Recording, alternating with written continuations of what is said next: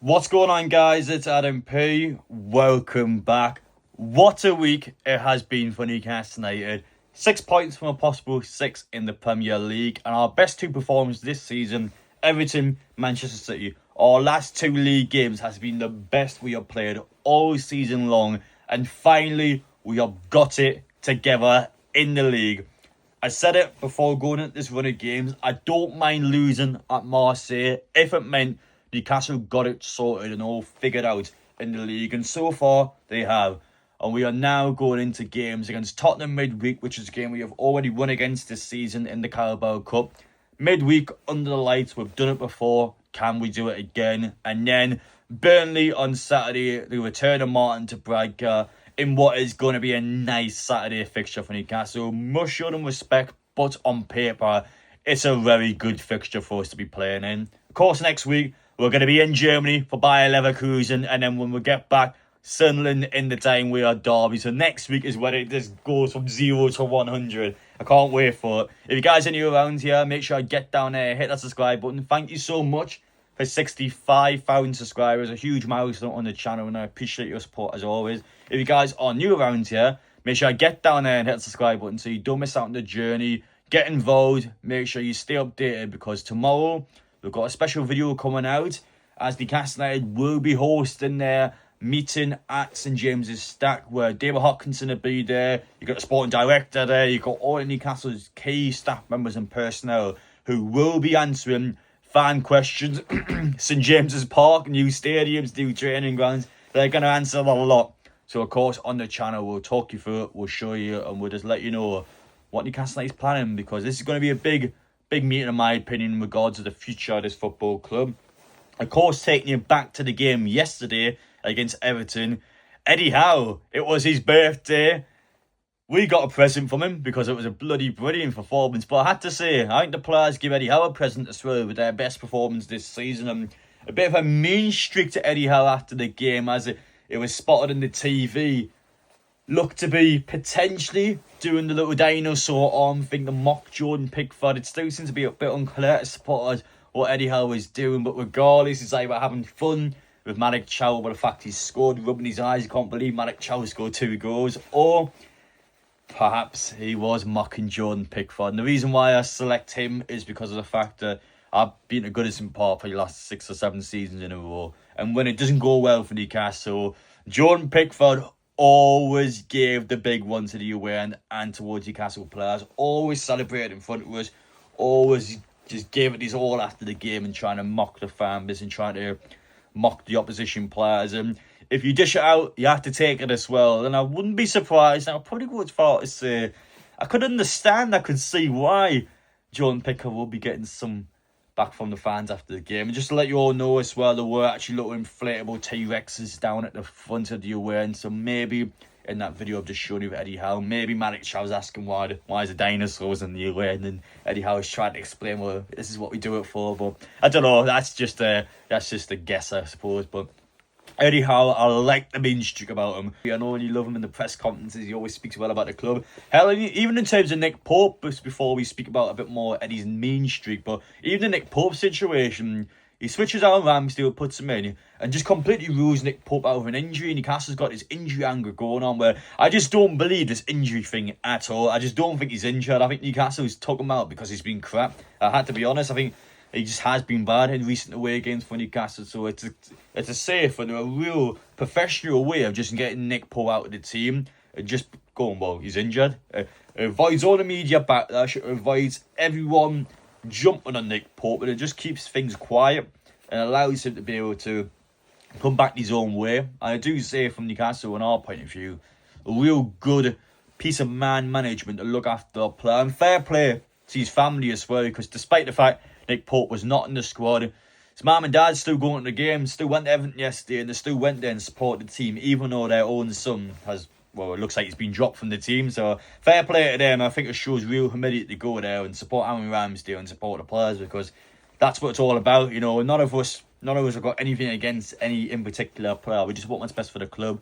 And in my opinion, I think Nick Pope without being that guy, I think has done more harm than good for Newcastle in recent weeks. He has to accept that he's made some mistakes, and then hopefully Ramsdale, and the chances he gets, is able to take one. But in terms of yesterday, I don't think it mattered who was in goal, to be fair. I think the outfield performance was just that good. But as for the mean streak of Eddie Howe, I like it. I hope we have a bit more of a mean streak from him. Everyone loves how nice he is, but I like someone as well when they're able to kind of defend their own turf, when they're able to give it back sometimes, and it's a real balance to have. But Eddie Howe, a mean streak, I think it's a serious manager to be competing with. I love a manager of a point to prove and just want to take it out of people.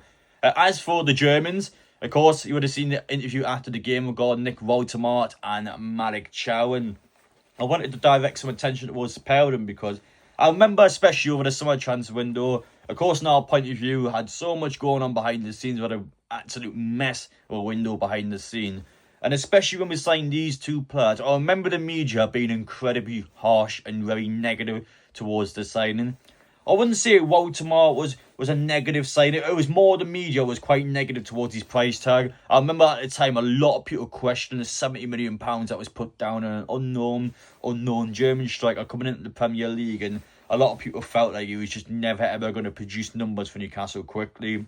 And look at the numbers he's done for us. I think he's got 11 and 12 goals in all competition, club or country. Of course, that is 6th for Newcastle now in a season that just seems to be going along well for him. And yesterday, again, tidy finish, nice and easy for him. Such a composed professional striker that's got real class and quality about him. He's a good player and he will continue to do better. Malick Thiaw, I think the full signing of Malick Thiaw was actually deemed as quite negative from the media. Everyone questioned the price tag. Everyone questioned the player as well. Nobody believed that Malick Thiaw over the summer would have been a good signing for Newcastle. They looked away, he was at AC Milan. You're talking third choice or fourth choice centre half. He's not getting in the team. Bit of an unknown player. We don't know how he's going to do in the Premier League. And everyone just went, well, Newcastle's got loads of centre halves. What are you doing? Why are you buying a centre half? Go out there, buy some attacking players. And all the media, all the opposition fans, and everyone outside Newcastle questioned the signing of Malick Thiaw. No one felt like it would have been a good sign for Newcastle. And ironically, he has been our best signing. He's by far been our best signing. In terms of value, in terms of quality, in terms of how good he is, he's such a game changer for Newcastle. And speaking of game changers, I think Lewis Hall and Tina Livramento both starting together are actually game changers as well compared to Dan Burn, Trippier fullbacks. Going from the old fullbacks to the younger, more aggressive attacking fullbacks is just light and day. And I think Malick Thiaw almost sums it up a bit as well. These young players coming in, got a lot of points to prove. They want to do stuff for Newcastle, and yeah, all of them are quality. And Dan Burn as a centre half, thank the Lord he is centre half. Dan Burn, as long as he's playing centre half again, I think he's quality there. And I think Newcastle has a real ton of depth once they are able to sort out the attacking options. But especially Thiaw, in terms of some of signings, what a sign he is. I actually think he could be one of the best signings in the Premier League this season, based on value and just based on the importance that he's done for Newcastle as well. Because I actually think he is one of the best this season. But going out of the Everton game, the obvious point to take away from it is finally ambition. Finally, there's a direction. There's a team that's got real cohesion and real chemistry. It's a team that knows they're going to do something. I would argue, despite Newcastle doing well in cup competition and in the Champions League, it doesn't matter so much when you haven't got a point in the League Two, because unless Newcastle's physically going to win something this season, if the Premier League points aren't there, you've got no European football next season, you've got nothing to work towards. And Newcastle currently is not just able to work in what is a highly competitive Premier League table, but are also competing on all fronts. They are going for it in the Carabao Cup. We've got Fulham in a quarter-final at St James's Park. You should be looking at a semi-final. Already in the Champions League, you effectively got your work done. One more win, or even 2 points, is going to get you into the knockout phase of the Champions League. You're still in the competition. Yes, it's 2 more games, but you're still going to earn a ton of money. And unless you are super unlucky, you're probably going to get a nice draw as well. So Newcastle's got the Champions League to look towards. And the Premier League for me is the most important. I think the Premier League, making sure you get some form of European football. The table for me is too competitive at the minute. You have to be in the right side of that competitive scale. If you fall behind this big gulp of teams, and Newcastle is going to struggle this season. As long as you're at the top end of that big gulp, you're going to crack off. You're going to Newcastle at some point will get a run of form, they'll go for it and they'll just be taken off. And teams eventually around us a drop off. I know Sunderland won again yesterday, but they're just not going to stay in the top 4 this season, top 6. I just don't think they're that good. Eventually, teams like Liverpool, you've seen it. Alexander Isak's actually scored a Premier League goal for them today. They're going to creep back up. And I think Newcastle's going to creep back up as well. I think the table will shape out, especially over this next, I'd say, 3, 4, 5 weeks. The table will shape out a lot. Newcastle has to shape out well. And that's what these next few weeks we have to do now. Get the points on the table. We'll fix the away form out. Get it done. Get the results in. You've got a huge derby in 2 weeks. You've got to at least draw the game. In my opinion, you should be winning. But you know, I don't think a draw would be a complete disaster down there. But it's just by getting the results in. Tottenham, Burnley, get 6 points this week. You're looking good. You have to get 6 points, in my opinion, especially in the context of this season now and where Newcastle are now. But in terms of the Everton game yesterday, in terms of this video, I just wanted to talk through everything. I just wanted to show everything and just wanted to enjoy it because it's not been that often this season where I can sit here on the YouTube video and just actually properly enjoy Newcastle's season because it's been such a, I wouldn't say underwhelmed, but I think how the season started, almost a season just of missed opportunities because I think Newcastle should have been doing better than how they were at this point, but recent results are going our way, and now finally, Premier League results are going our way. Wissa's back soon. We're looking good. Players are starting to come back. The form's there. I'm liking this. But let me know your opinions down below, guys. Appreciate you watching. Take care, and we'll see you all tomorrow at St James's Stack.